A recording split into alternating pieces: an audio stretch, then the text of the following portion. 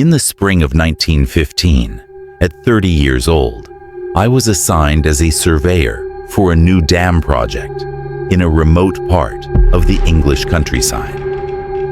The dam was intended to bring prosperity to the region, but it would also submerge a small forgotten village lying in the valley below, a village abandoned long ago, for reasons no one seemed to remember.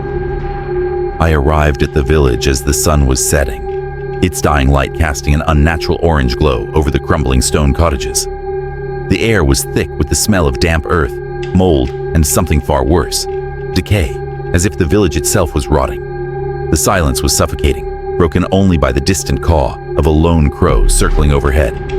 I felt an immediate, inexplicable dread, as though I were trespassing on something ancient and vengeful. As I began my work, marking the map with the locations of key structures, I couldn't shake the feeling of being watched. But it wasn't just a vague unease. It was as if countless unseen eyes were fixed on me, tracking my every move.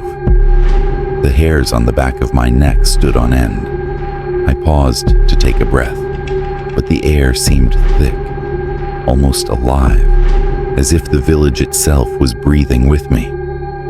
Walking through the desolate streets, I saw evidence of hurried departures, doors left ajar, possessions scattered as if their owners had fled in terror.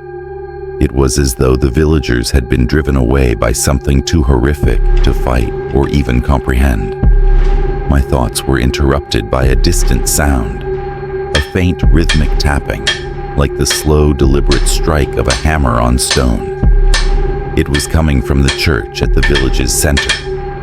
As I approached the church, the tapping grew louder, echoing in the empty streets. The building loomed before me, its once grand spire now a jagged silhouette against the darkening sky. The wooden doors, though weathered, stood closed, and through the shattered windows, I could see nothing but darkness. Yet, the tapping continued, relentless, drawing me closer. I hesitated at the door, every instinct telling me to turn back, to leave this cursed place. But something compelled me to enter, a force stronger than curiosity, a need to understand the terror that had driven this village to ruin. I pushed open the heavy door, and it creaked loudly, as if in pain. Inside, the church was colder than the night outside, the air thick with a rancid stench that made my stomach churn. The interior was lit only by the dying light filtering through the broken stained glass windows, casting twisted multicolored shadows on the walls. At the far end of the nave stood the altar, and behind it, a figure was hunched over, hammering at something on the floor. My breath caught in my throat as I realized what I was seeing. The figure was not human. It was a grotesque, misshapen thing, its skin pale and stretched tight over its skeletal frame. It moved with unnatural speed, hammering at the stones as if trying to break through the very foundation of the church. The tapping sound was no longer rhythmic. It was frantic, desperate. Suddenly, the figure stopped and slowly turned its head to face me. Its eyes were hollow pits, black and endless, and its mouth was a gaping maw filled with broken, jagged teeth. It let out a low, guttural growl that resonated through the church, shaking the very ground beneath me. Before I could react, the creature lunged toward me, its limbs contorting as it moved, stretching and bending in impossible ways. I stumbled backward, tripping over the uneven floor as I tried to escape, but the door slammed shut with a deafening bang. The air around me grew thick and heavy, making it difficult to breathe. The creature's growl turned into a high-pitched wail, and I realized it wasn't just a sound. It was a cry for help, a call for something even worse. The floor beneath me began to crack, and water started to seep through the fissures, dark and viscous, rising rapidly.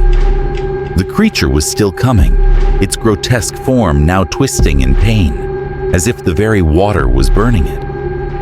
The walls of the church groaned and shifted, the stone turning black and wet, pulsating as if alive.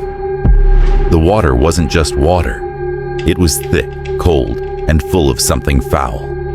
It bubbled and hissed as it rose, engulfing my legs, pulling me down with a force I couldn't fight. I struggled, clawing at the walls, but they were slick with the same dark substance. The creature reached for me with a twisted arm, its fingers elongating into claws that sliced through the air, inches from my face. As the water reached my chest, I felt something else in it, something moving, writhing. Cold, slimy tendrils wrapped around my legs, pulling me deeper into the murky depths. I was being dragged under, the air squeezed from my lungs, the creature's wail filling my head, driving me to the edge of madness.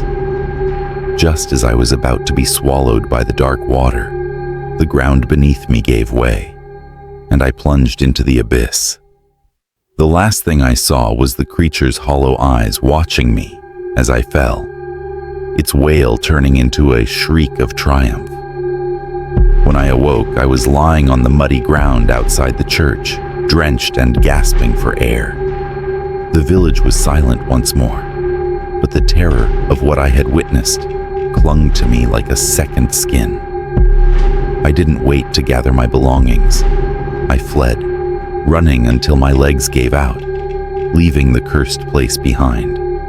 The dam was built, and the valley was flooded, but the village was not forgotten. They say that on certain nights, when the wind is right, the creature's wail can still be heard, echoing from beneath the water, calling out for new victims to join it in the dark.